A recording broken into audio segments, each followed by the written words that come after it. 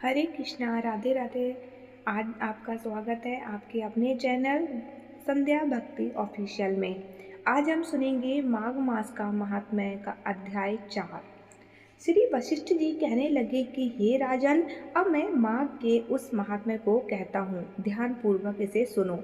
जिस समय साक्षात विष्णु के रूप श्री दत्तात्रेय सत्य पर्वत पर रहते थे, तब महिष्मति के राजा सत्रार्जुन ने उनसे पूछा कि हे योगियों में श्रेष्ठ दत्तात्रेय जी, मैंने सब धर्म सुने, अब आप कृपा करके मुझे माघ मास का महात्म्य कहिए। तब दत्तात्रेय जी बोले, जो नारद जी ने ब्रह्मा जी से कहा था वही माघ महात्म्य मैं तुमसे कहता हूँ।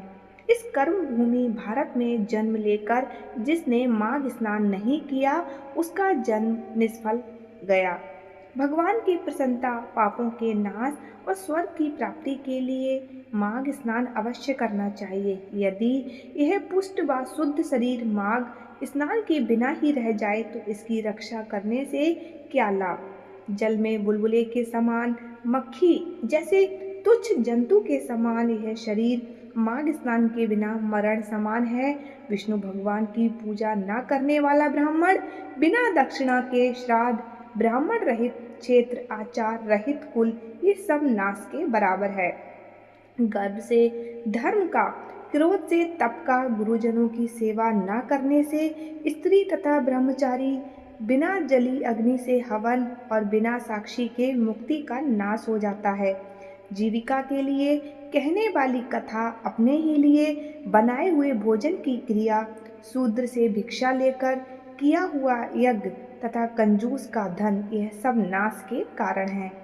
बिना अभ्यास और आलस्य वाली विद्या, असत्य वाणी, विरोध करने वाला राजा, जीविका के लिए तीर्थ यात्रा, जीविका के लिए व्रत, संदेह युक्त मंत्र का जाप, व्यग्रचित होकर जप करना, वेद ना जानने वाले को दान देना, संसार में नास्तिक मत ग्रहण करना, श्रद्धा बिना धार्मिक क्रिया, यह सब व्यर्थ है। और जिस तरह दरिद्र का जीना व्यर्थ है, उसी तरह माघ स्नान के बिना मनुष्य का जीना व्यर्थ है। ब्रह्मघाती, सोना चुराने वाला, मदिरा पीने वाला, गुरु पत्नीगामी और इन चारों की संगति करने वाला माघ स्नान से पवित्र होता है। जल कहता है कि सूर्योदय से पहले जो मुझसे स्नान करता है, मैं उसके बड़े से बड़े पापों को नष्ट करता हूँ। महापातक भी स्नान करने से भस्म हो जाते हैं। माघ मास के स्नान का जब समय आ जाता है तो सब पाप अपने आप नष्ट हो जाते हैं। जैसे मेघों से मुक्त होकर चंद्रमा प्रकाश करता है, वैसे ही श्रेष्ठ मनुष्य माघ स्नान करके प्रकाशमान होते हैं। काया वाचा मनसा से किए हुए छोटे या बड़े, नए या पुराने, सभी पाप स्नान से नष्ट हो जाते हैं। आलस्य में बिना जाने जो पाप किए हों, वह भी नाश को प्राप्त होते हैं। जिस तरह जन्म जन्मांतर के अभ्यास से आध्यात्मिक ज्ञान की प्राप्ति होती है, उसी तरह जन्मांतर अभ्यास से ही माघ स्नान में मनुष्य की रुचि होती है। यह अपवित्रों को पवित्र करने वाला तथा बड़ा तप और संसार रूपी कीचड़ को धोने की पवित्र वस्तु है।